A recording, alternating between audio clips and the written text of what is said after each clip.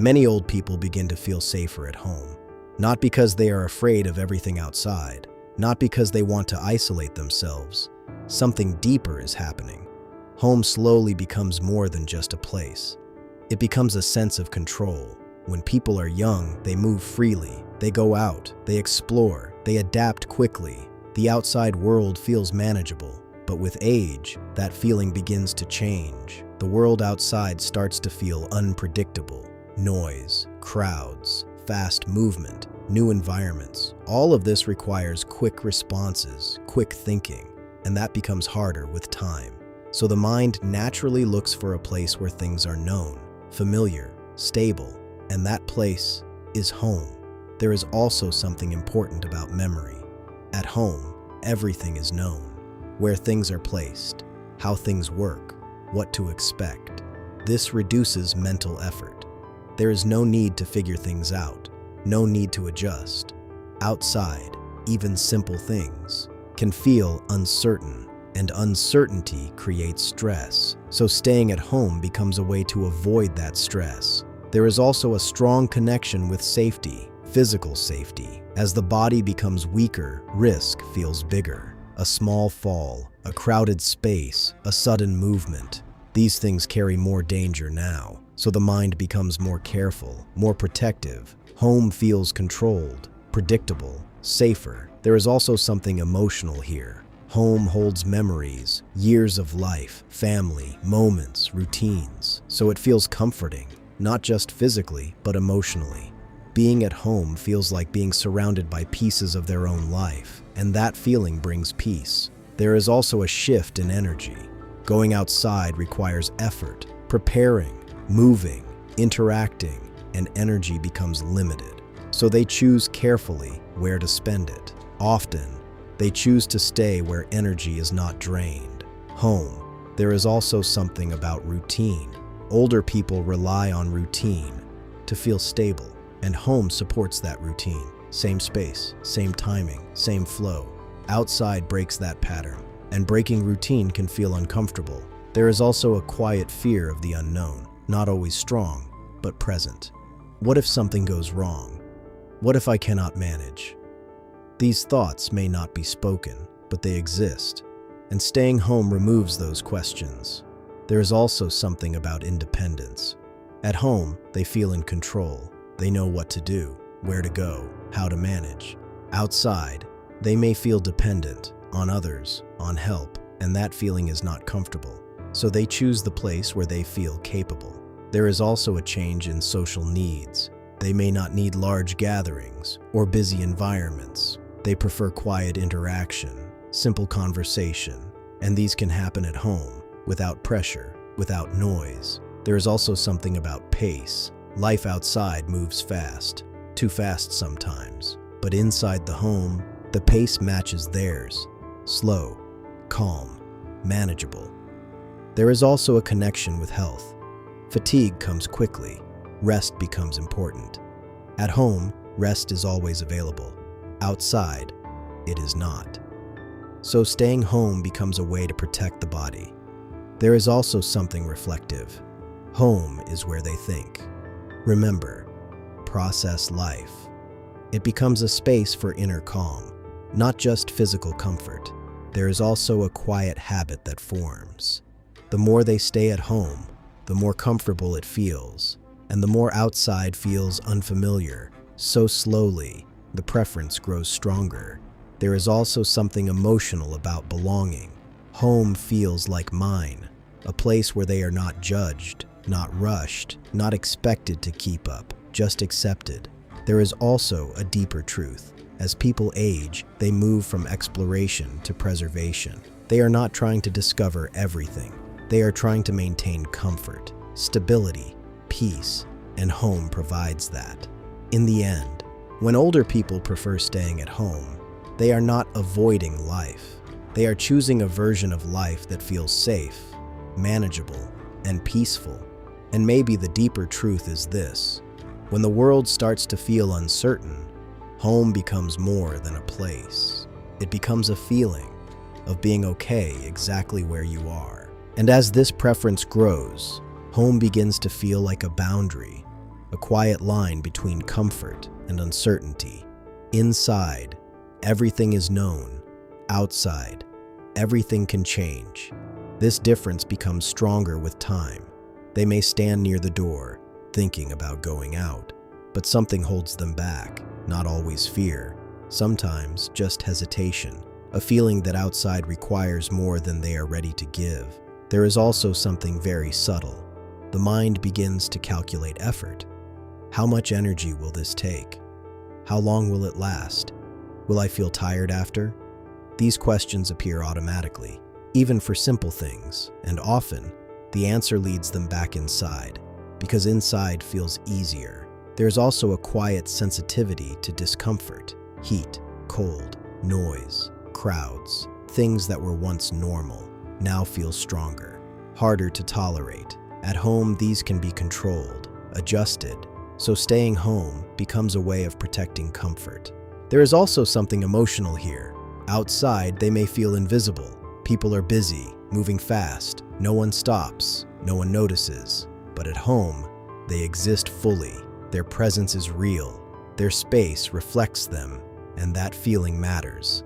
There is also a gentle attachment that forms with familiar objects, a chair, a corner, a window. These things may seem small, but they hold meaning. They become part of daily life, part of identity. So leaving them, even for a short time, can feel like stepping away from something important. There is also a quiet fear of inconvenience. What if I need help? What if something goes wrong? Even if these things rarely happen, the possibility is enough. And staying home removes that risk. There is also a shift in confidence, not always obvious, but present. They may feel less sure about handling unexpected situations, so they choose predictability, where confidence remains steady. There is also something about control over time. At home, they decide everything: when to sit, when to rest, when to eat. Outside, they must adjust, wait, follow schedules. And that loss of control feels uncomfortable, so they stay where time belongs to them. There is also a deeper emotional layer. Home becomes a place where they can be themselves, without effort. No need to explain, no need to adapt, just exist. And that simplicity is very valuable. There is also something reflective. They begin to realize that they do not need much anymore. Not many places, not many activities, just a few meaningful things. And most of those can exist within the home. There is also a quiet habit of avoiding stress, even small stress, because recovery takes longer. So they choose environments that keep the mind calm. And home does that, naturally. There is also something about familiarity of time. At home, days feel structured, predictable. Morning light, afternoon rest, evening quiet. This rhythm feels safe. Outside, that rhythm breaks, and breaking it can feel unsettling. There is also a subtle emotional safety. At home, they are not judged, not compared, not expected to keep up. They can move slowly, speak slowly, think slowly, and still feel okay. This freedom is deeply comforting. There is also a deeper truth. The world outside is constantly changing. New systems, new behaviors, new expectations. But the home changes very little. And in a life where many things are shifting, something that stays the same becomes very valuable. In the end, preferring to stay at home is not about avoiding the world.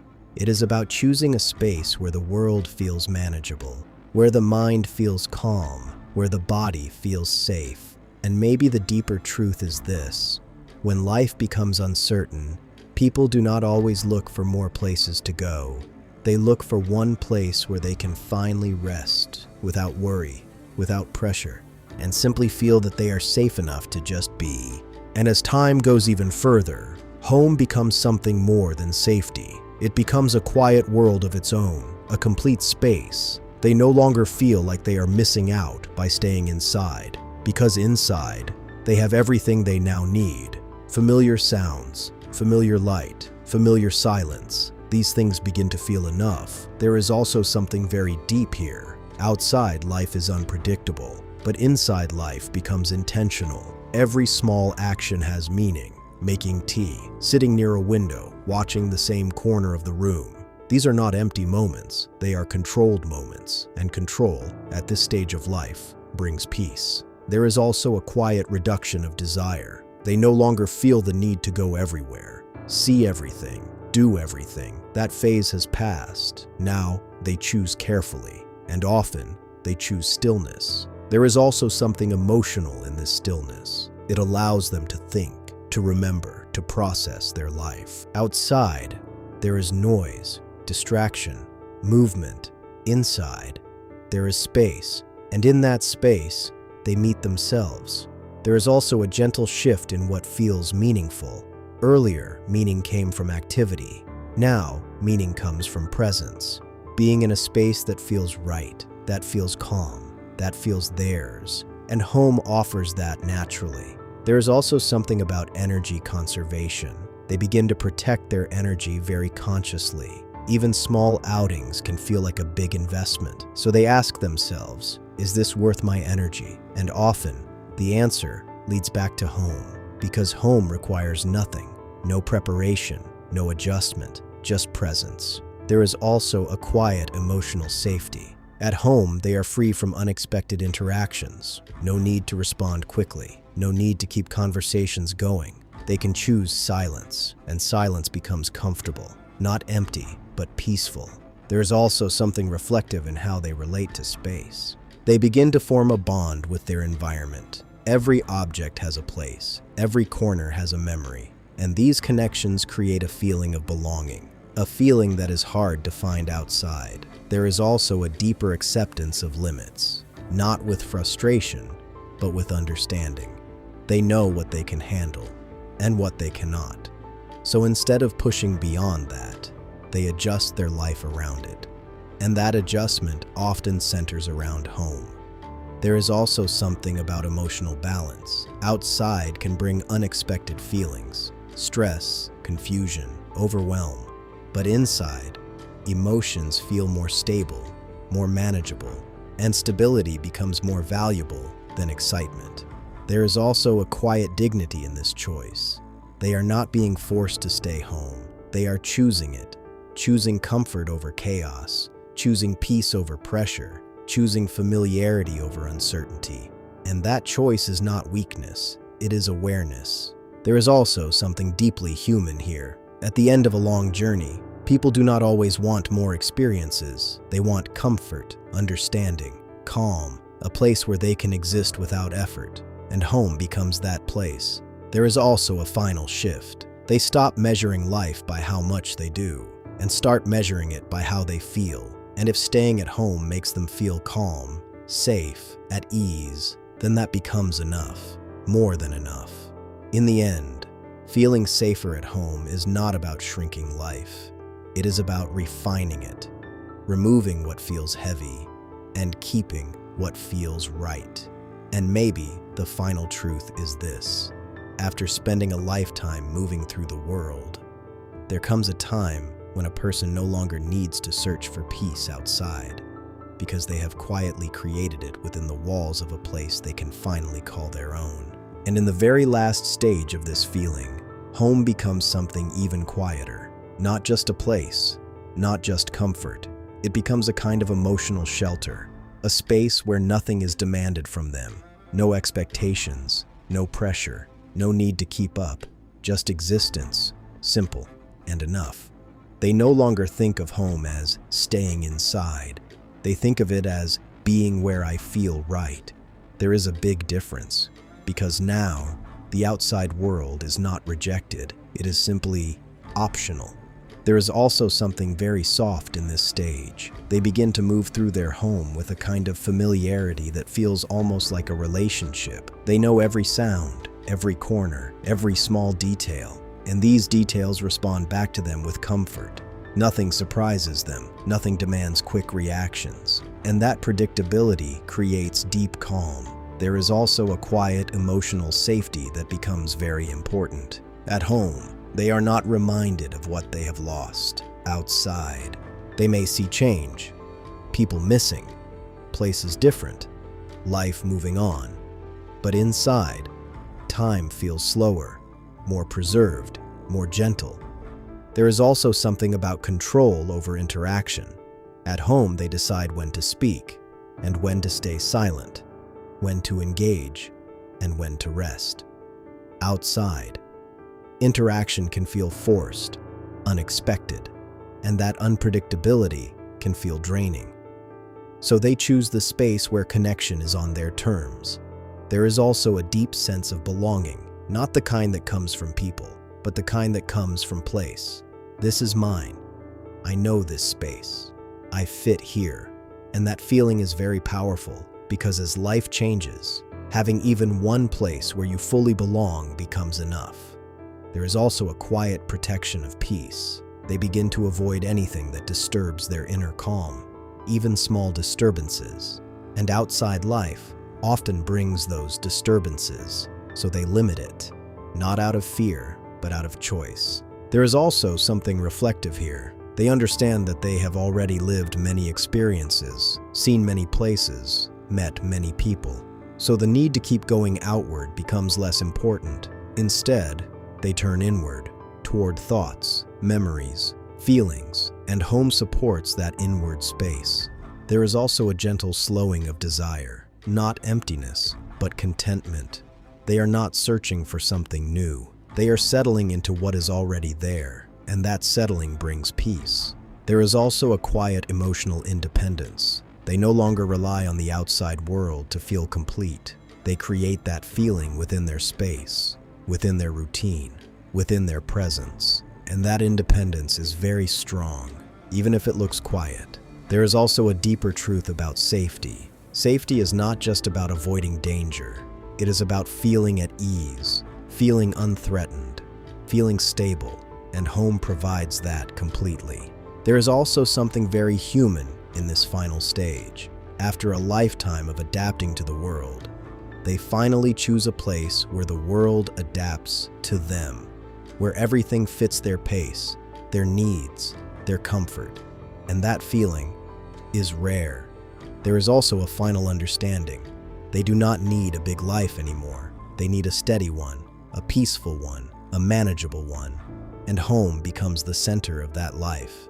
In the end, feeling safest at home is not about withdrawing from the world. It is about finding a space where nothing feels too much, where everything feels just enough. And maybe the final truth is this: after spending years learning how to survive in the world, there comes a time when a person simply wants a small, quiet place, where they no longer have to survive.